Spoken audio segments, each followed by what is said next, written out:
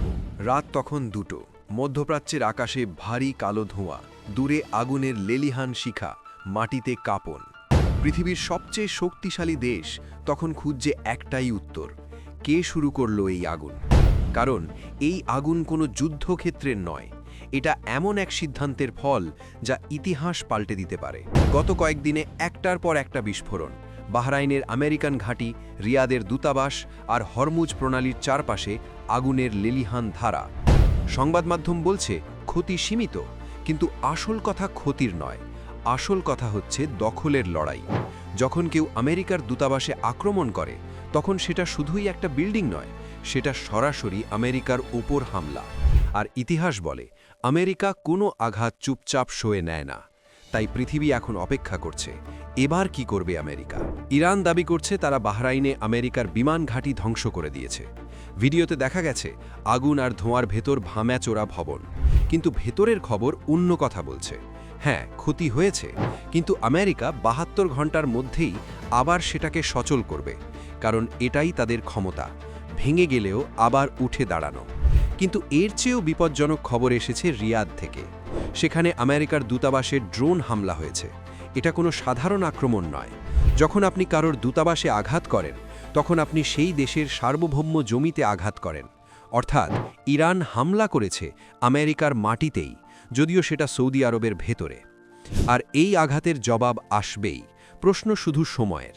অন্যদিকে পাকিস্তানের করাচিতে বিক্ষোভকারীরা আমেরিকান কনসুলেট ঘিরে ধরে, আর খবর এসেছে সেখানে আমেরিকান মেরিন সেনারা গুলি চালিয়েছে।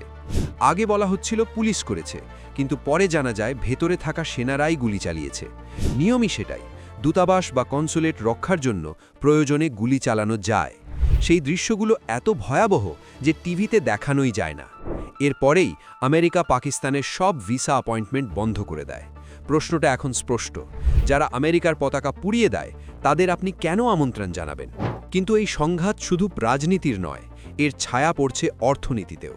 বিশেষ করে ভারত, যাদের জ্বালানি নির্ভরতা অনেক বেশি, তারা পড়ছে চরম চাপে। বিশ্বের সবচেয়ে বড় তেল কোম্পানি আরামকো তাদের প্রধান রিফাইনারি বন্ধ করে দিয়েছে। উৎপাদন কমে গেছে প্রায় অর্ধেকে। ভারতের জন্য এর মানে কি? আমাদের প্রায় 60% তেল আসে হরমুজ প্রণালী দিয়ে, আর সেই পথ এখন প্রায় বন্ধ। ভাবো একবার, দেশের জ্বালানি সরবরাহের হৃৎপিণ্ডটাই বন্ধ হয়ে গেছে। ইরান ঘোষণা দিয়েছে শুধু প্রণালী নয়, সমুদ্রের তলায় বা মাটির ওপরে থাকা সব পাইপলাইন তারা ধ্বংস করে দেবে। এটা কোনো সাধারণ যুদ্ধ নয়, এটা অর্থনৈতিক যুদ্ধ। ইরানের রেভলিউশনারি গার্ডের উপদেষ্টা জেনারেল ইব্রাহিম জাবারি বলেছেন, তেলের দাম এখন $81, আমরা চাই সেটা $200 পৌঁছক। এটা ধর্মের লড়াই নয়, এটা অর্থনীতিকে কাঁপিয়ে দেওয়ার খেলা। তেলের দাম যত বাড়বে, সাধারণ মানুষের কষ্ট তত বাড়বে। খাবার, বিদ্যুৎ, পরিবহন সব কিছুর দাম আকাশ ছোঁয়া হবে। তখন মানুষ নিজ নিজ সরকারের উপর চাপ দেবে, বলবে যুদ্ধ থামাও। ঠিক এটাকেই চায় ইরান, এমন চাপ তৈরি করতে যাতে সবাই শান্তির জন্য মাথা নড়াতে বাধ্য হয়। ভারত, চীন, জাপান এই সব দেশ তেল নির্ভর। তারা প্রতিবাদ করবে, কিন্তু তাদের অর্থনীতি এখন বন্দী অবস্থায়। একদিকে আমেরিকা প্রতিশোধ নিতে চাইছে, অন্যদিকে ইরান হাসছে। যত বেশি যুদ্ধ হবে, তত বেশি দাম বাড়বে, আর তত বেশি লাভ হবে আমাদের। এটা একেবারে দাবার খেলা। এখানে অস্ত্রের মতোই গুরুত্বপূর্ণ হলো কৌশল। এদিকে আমেরিকার ভেতরেও বিভ্রান্তি।